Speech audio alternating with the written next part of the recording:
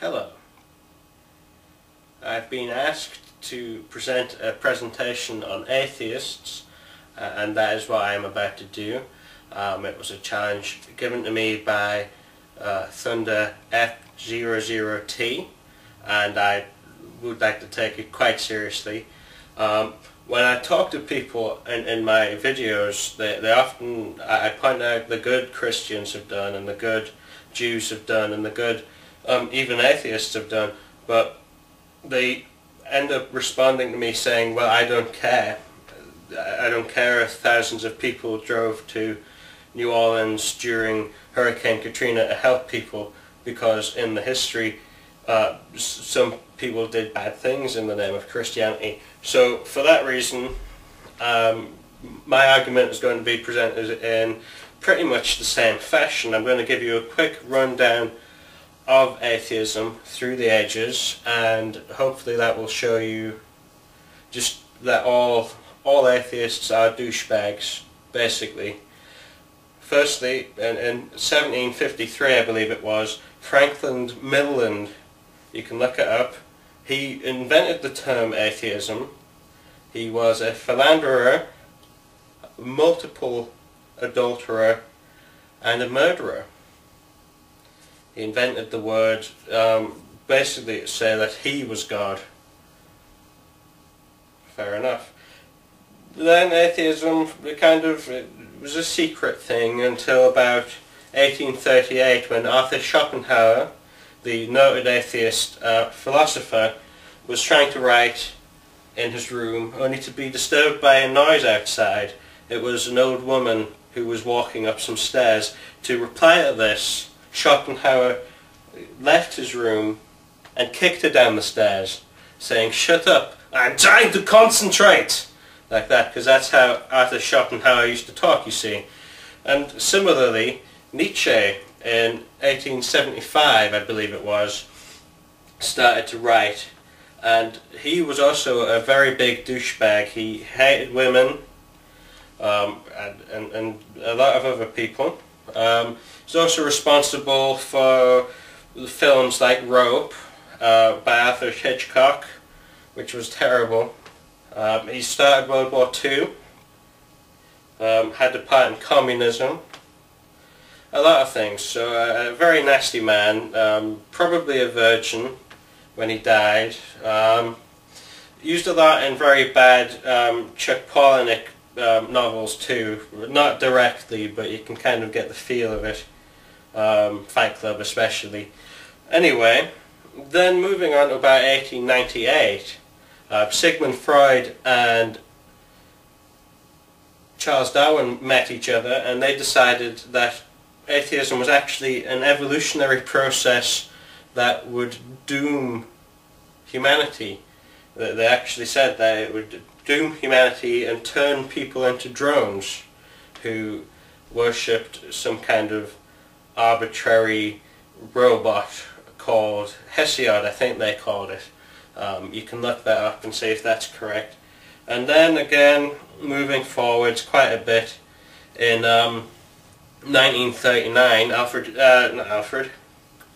Adolf Hitler, he's the one, he came out and said that he loved atheists. And I mean, we all know that Hitler was a huge, colossal douchebag. He came out saying that atheists were fantastic, and that if anyone was going to worship a god, they would only have to worship the god of Hitler. See, a lot of people like to say that Hitler was a Christian or what have you, but you cannot be a Christian if you see yourself as God. This is what a lot of the big users on YouTube do as well. They have followers who they treat as zeros.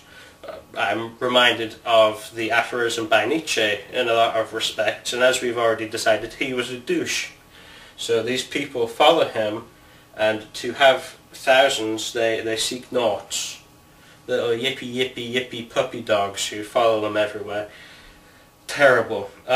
Anyway, moving forward, yet again, in the 60s, this was a horrible decade for atheist douchebaggery.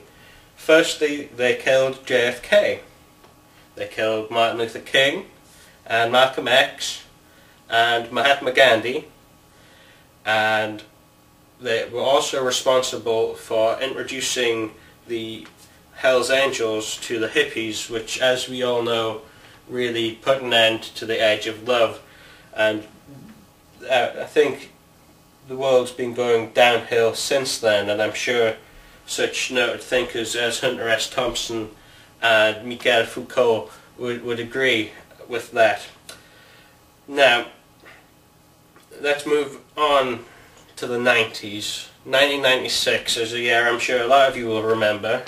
A huge drunken French douchebag got in a car and drove the Queen of Hearts, the Princess of England, Princess Diana, to her death.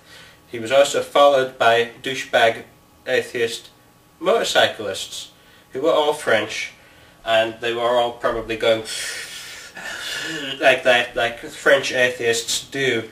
In this case, I am reminded of Albert Camus and his reference in The Fall, I believe it was, or La Chute, to cafe atheists who really get offended by all kinds of things. You can't say bless you when someone sneezes without the cafe atheist saying, "You'll fuck off," like that, which is a fair point. Of course, he was also an atheist, but not quite as much of a douche, although he was an adulterer and had tuberculosis. Now, let's move on to 1999. This was a very important year for me. I was growing into maturity quite rapidly, and this was the year that an atheist by the name of Amy Stewart decided that she would not let my hand go up her top and underneath her bra. It was a very douchebaggy move on Amy Stewart's part, as she later died a virgin. Similarly, in 2000, one of her friends, Rachel Miller, she decided that instead of being in a relationship with me, she would go out with an atheist called Toby Scott. Toby was an older man and an atheist and a douchebag. He slapped her around quite a bit and got her pregnant, and basically right now her life is ruined, whereas I am an internet celebrity of epic proportions.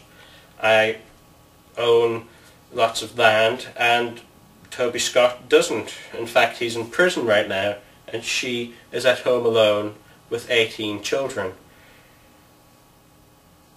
Moving on again, Sam Harris in 2001 hired 9 Saudi Arabian atheists from a book club that he knew via the internet to hijack planes and fly them into buildings throughout America.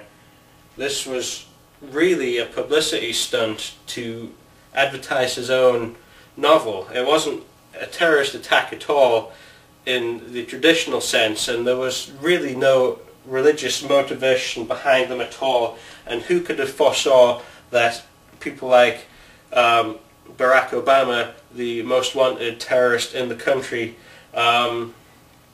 would take it and use it to start Al-Qaeda? No, it was actually an advertising ploy for his book, which is a terrible thing to do, killing all those people as thousands of people died so Sam Harris could publish and get attention for his debut novel. And I say novel because it was a work of fiction. There was no truth to it at all.